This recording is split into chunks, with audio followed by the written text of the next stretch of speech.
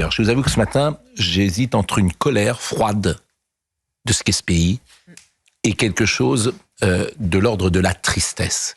Parce qu'on passe son temps à parler de choses qui sont dérisoires et qui n'ont aucun intérêt.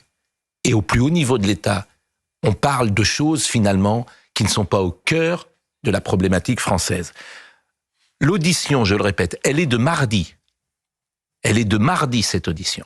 Elle devrait être en boucle, je le répète, sur tous les réseaux d'information. On va écouter le sujet de Michael Dos Santos tout d'abord. Dès la première prise de parole, le constat est alarmant. C'est l'État qui se trouve en situation de vulnérabilité face à des trafiquants qui disposent, eux, d'une force de frappe considérable sur le plan des moyens financiers, humains, technologiques et même législatifs.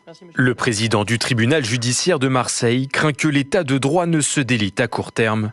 Olivier Laurent exige un plan d'urgence. Le narcobanditisme agit à Marseille comme une sorte de gangrène. Il est indispensable de mettre un plan Marshall en œuvre pour la lutte contre le narcotrafic. En 2023, la guerre de la drogue a fait 50 morts à Marseille. Parmi les tueurs ou auteurs de tentatives d'assassinat, 62% d'entre eux avaient moins de 21 ans. Ce qu'on appelle les jobbers, qui viennent donc de la France entière, mais également sur une ville comme Marseille, un recrutement très important d'étrangers en situation irrégulière. Comme de nombreux trafiquants de drogue, les jobbers terminent leur parcours à la prison des Baumettes, un centre pénitentiaire où le taux d'occupation est de 188% et où les règlements de compte se poursuivent. Et là, il y a une vraie mexicanisation, une vraie inquiétude. Nous avons eu un assassinat et une tentative d'assassinat il y a une dizaine de jours. Il faudrait qu'on ait des prisons de haute sécurité comme ça existe dans d'autres pays, parce que sinon, à l'État, on est un petit peu dépassé. Chiffre inédit dans le pays, plus de 20% de l'activité juridictionnelle concerne le trafic de drogue. Avant de vous donner la parole, et on parlera de l'exemple du Salvador, dont j'ai parlé il y a un mois, parce qu'on va en être là, en fait. Il faut bien comprendre. On va en être là, on va en être là. Si on ne change pas tout dans ce pays, sur ces sujets-là, et notamment de logiciels, nous n'y arriverons pas. Ce n'est pas moi qui le dis, ce sont des magistrats. Et à mon avis, ces magistrats, devant ces commissions d'enquête, disent des choses qu'ils ne disent nulle part ailleurs. Et c'est pour ça que c'est passionnant. Je voulais vous faire écouter ce que dit Monsieur Besson, qui est, vous avez entendu dans le sujet, qui est procureur de la République et qui parle de la féminisation du trafic. Un phénomène très inquiétant qui démontre là aussi une dérive mafieuse, une féminisation. Jusqu'à présent, les femmes étaient, on va dire, cantonnées à des rôles de nourrices, de drogue ou d'argent ou d'armes. Désormais, on constate que, alors on n'a pas encore eu de femmes dont on a la preuve qu'elles sont montées directement, mais qui ont commandité, qui ont recruté des équipes, qui ont donné le go. Et là, ça me fait penser un petit peu à la dérive qu'avait connue la Camorra napolitaine dans les années 2005. Pendant ce temps-là, vous avez un ministre de la Justice, Éric Dupond-Moretti, qui nous parle de Vichy et de Pétain en permanence. Je vous assure, ce pays va mal. Donc écoutons la corruption de l'administration pénitentiaire. Cette fois-ci, c'est Nicolas Besson, procureur de la République. Il est possible d'ailleurs que tous ces gens avec beaucoup de courage, on leur dise de ne plus parler. Parce que eux ont dit les choses. Écoutons Monsieur Besson.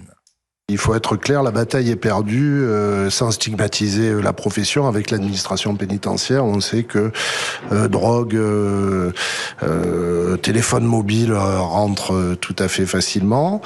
On commence, parce que les moyens de ces réseaux criminels sont infinis, à avoir de plus en plus, et Madame Faure l'a indiqué, de problématiques de corruption de fonctionnaires de police. Et nous entamons une réflexion avec le procureur général sur des cabinets qui seraient sujets à beaucoup d'annulations de procédures. Ça peut être dû à l'incompétence, mais ça peut également être dû à la corruption. Donc on va essayer d'avoir des actions proactives et nous avons actuellement 2 enquêtes en cours à Marseille sur des fonctionnaires de greffe qui sont effectivement suspectés de renseigner des membres du crime organisé. Je le répète, il y en a 2 heures, comme ça. 2 heures. Et ça, c'est pas un travail de journaliste. Parce que les journalistes, ces gens-là ne diraient rien à des journalistes. Ils le disent dans des commissions sénatoriales d'enquête où effectivement ils prêtent sous serment et ils sont obligés de parler. Dernière chose, et après je vous donne la parole, le paiement des avocats, c'est Isabelle Couder qui est présidente du tribunal judiciaire. La grande aisance financière de ces délinquants du haut du spectre, qui n'ont pas payé un seul euro d'impôt en France, est évidente lors de leur interpellation, lorsqu'ils apparaissent en capacité de rémunérer plusieurs avocats, et non des moindres, pour leur défense. La corrélation entre l'absence de justification de ressources légales et la capacité de rémunérer très cher sa défense interroge. Alors donc moi je veux bien qu'on parle de Vichy, de Pétain, ça me dérange pas pendant des mois. Mais ça, personne n'en parlera. Éric Dupond-Moretti, il devrait parler de ça. Il devrait être à Marseille ce matin. Je vous donne la parole. D'abord, j'ai eu un moment de saisissement, mon cher Pascal, en vous voyant louer 4 magistrats. Ça ne vous arrive pas souvent, c'est le moins qu'on puisse dire. Et je ne sais pas si c'est le sujet vraiment. Mais si, parce qu'en général, vous les critiquez lorsqu'ils prennent des décisions. Pas le sujet. Lorsqu'ils prennent des décisions qui ne vous plaisent pas. Et je suis ravi que là, vous fassiez un sort tout à fait élogieux à des auditions qui semblent en effet, de manière très décapante, révéler une réalité marseillaise effrayante.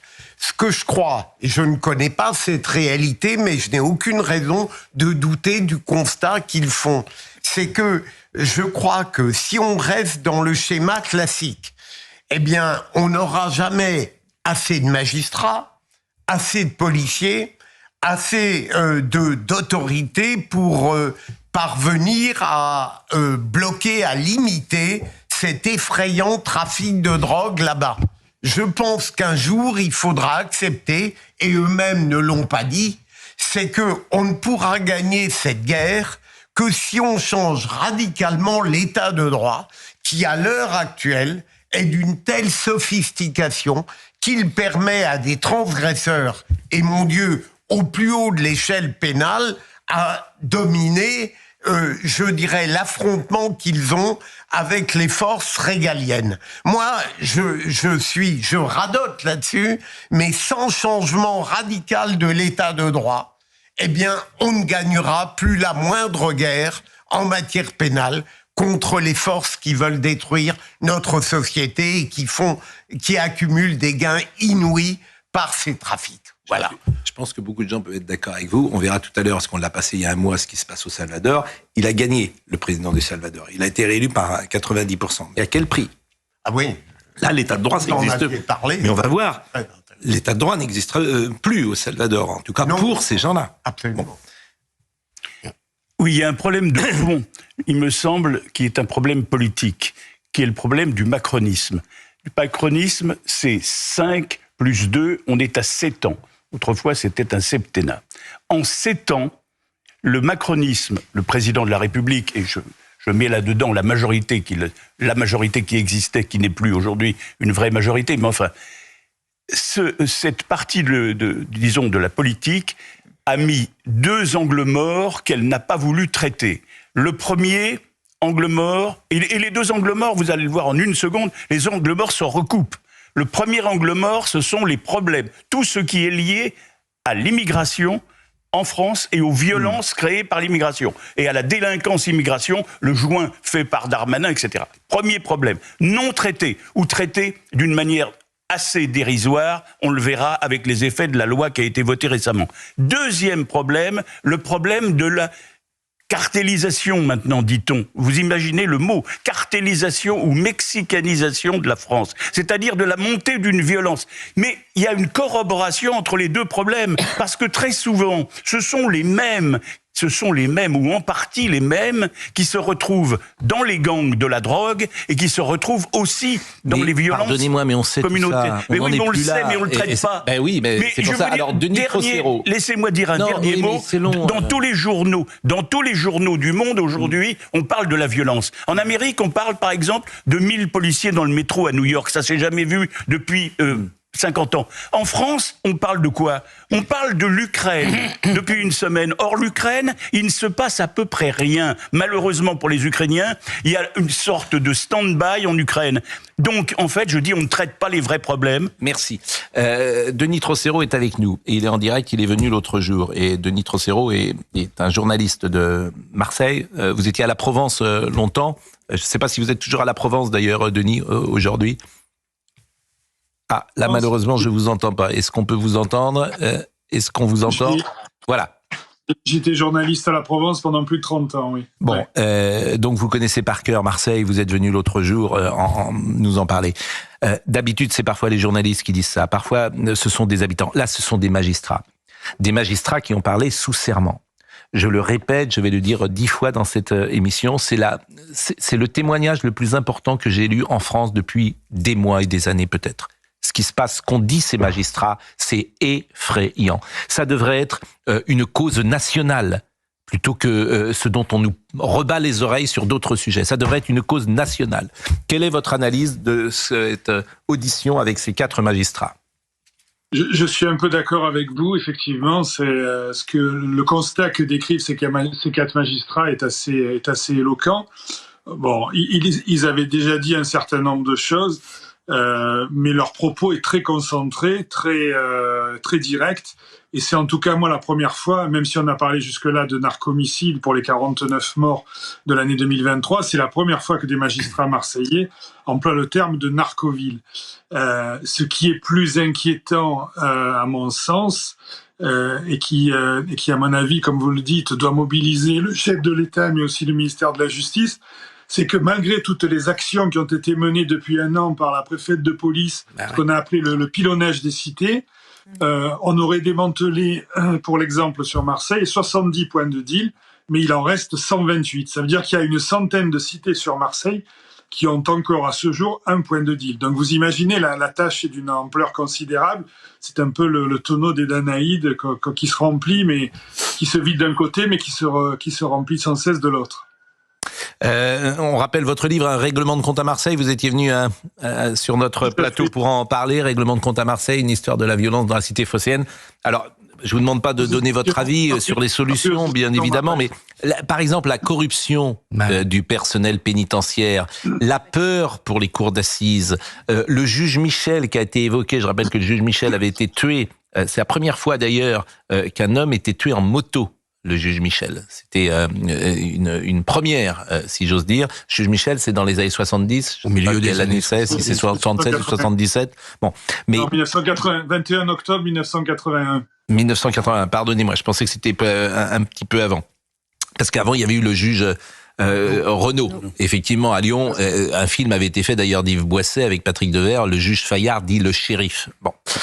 Mais on voit bien aujourd'hui que ces gens ont peur, et j'imagine vous les rencontrez, ces magistrats. Ils ont peur pour eux, et ils parlent de corruption du personnel pénitentiaire, ce qui est effrayant. Oui, tout à fait. Mais en fait, il y a une conjonction de phénomènes. Il y a d'une part des magistrats qui, en fait, depuis la mort du juge Michel, ce qui avait été initié, c'était une co-saisine des magistrats pour éviter la personnalisation et le lien direct entre les grands voyous, pardon de l'expression, et les juges d'instruction. Donc on avait mis en place cette co-saisine qui existe désormais dans tout un tas d'affaires. Mais pour autant, ces trafiquants de drogue sont prêts à tout. Il faut savoir quand même que 62% des tueurs recensés à Marseille ont à ce jour moins de 21 ans. Ils sont décrits par les 4 magistrats en question comme immatures. Ils sont capables de tuer pour 3 000, 5 000, 7 000 euros.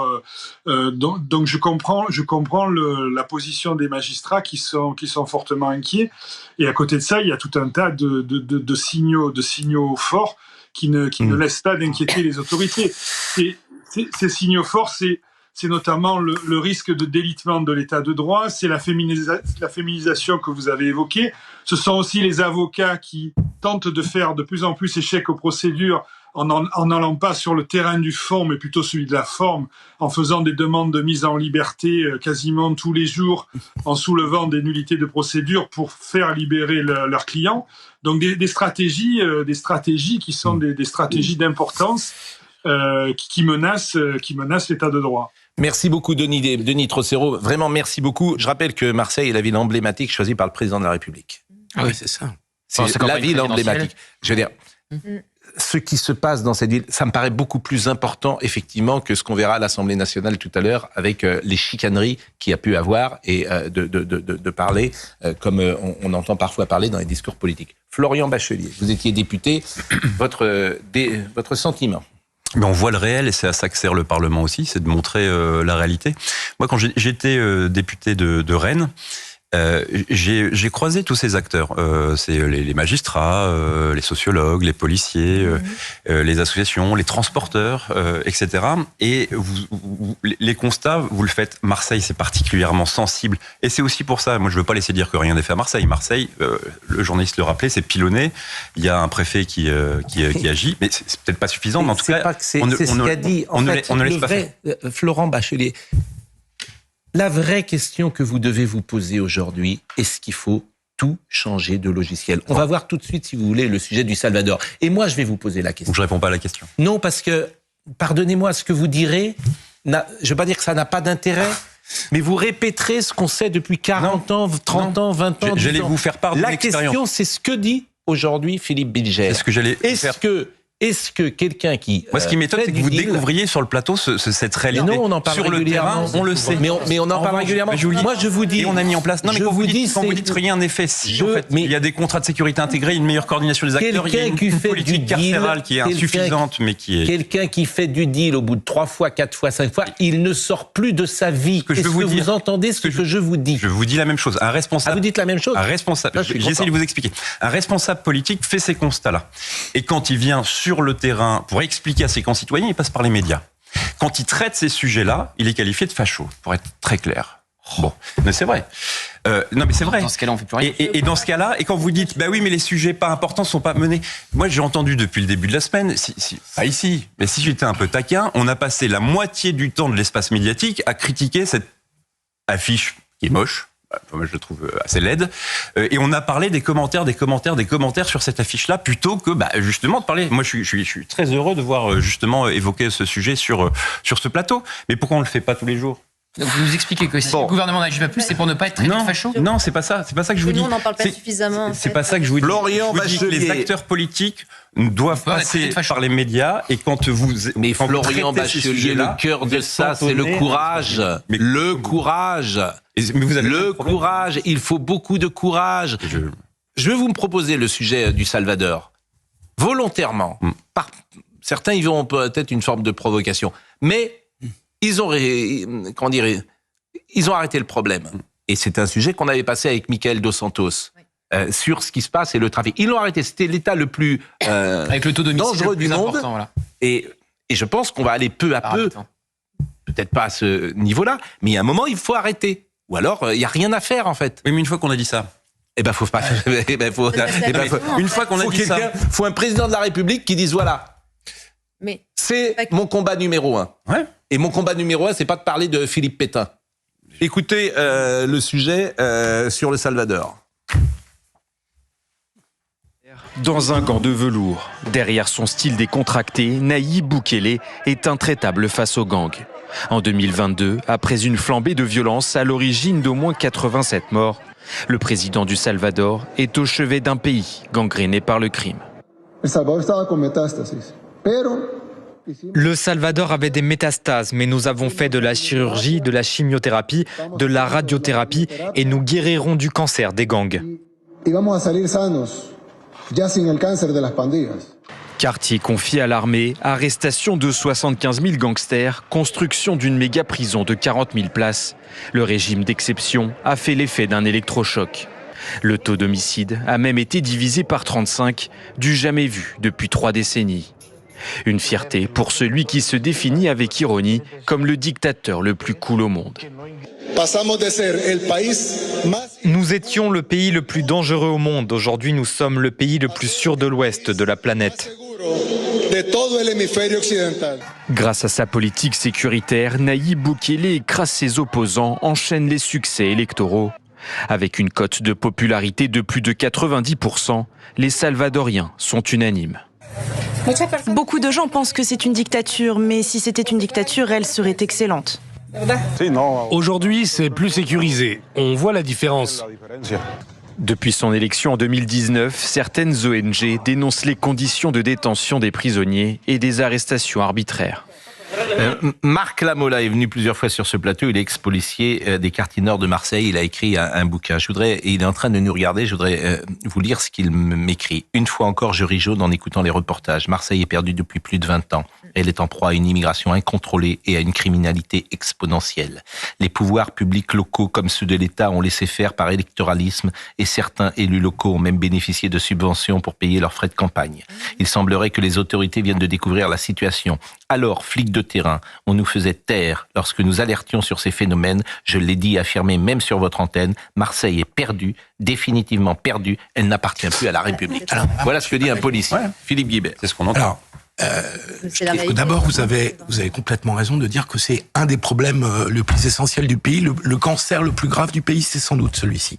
Donc vous avez parfaitement raison. Deuxièmement, en matière de dire que c'est complètement perdu, moi je ne rentrerai pas là-dedans.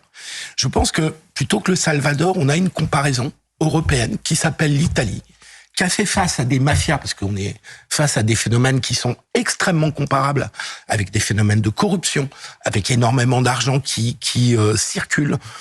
On a l'Italie qui a construit à un moment donné, pour mettre fin à Cosa Nostra en Sicile ou à la Camorra en Naples, même si elle existe toujours, des législations d'exception, un peu comme on a fait en France sur le terrorisme, parce que je pense que c'est évidemment pas du tout les mêmes problèmes, mais c'est des problèmes de gravité absolument comparables. Et donc je pense que c'est ça qu'il faut qu'on mette en place en France, c'est-à-dire une législation particulière pour les trafics de drogue. Et donc je pense pas que c'est l'état de droit qu'il faut remettre en cause, c'est l'état du droit concernant les trafics de drogue. Et je crois qu'il faut qu'on durcisse évidemment énormément, mais qu'il faut qu'on aille très très vite, parce que les phénomènes de corruption, ils étaient redoutés depuis longtemps, vu l'argent qui circule. Et là, ce que nous disent les magistrats, et c'est là où ça devient gravissime, c'est qu'ils nous disent la corruption, elle est déjà là. Dans l'administration pénitentiaire, à l'évidence, chez les policiers, et c'est ce qu'ils suggèrent aussi, et quand la corruption rentre, il faut agir extrêmement vite. Thomas, il est avec nous, puisque c'était Philippe Guibert, évidemment, qui s'exprimait. Nous allons terminer cette première demi-heure sur Europe 1 et passer la parole, comme nous le faisons tous les jours, à Thomas Hill. C'est un sujet dramatique, grave, que nous avons abordé. Je sais que votre cahier des charges, en tout cas votre éditorial sera peut-être plus léger, cher Thomas Hill, et c'est tant mieux aussi de parler de choses parfois plus légères.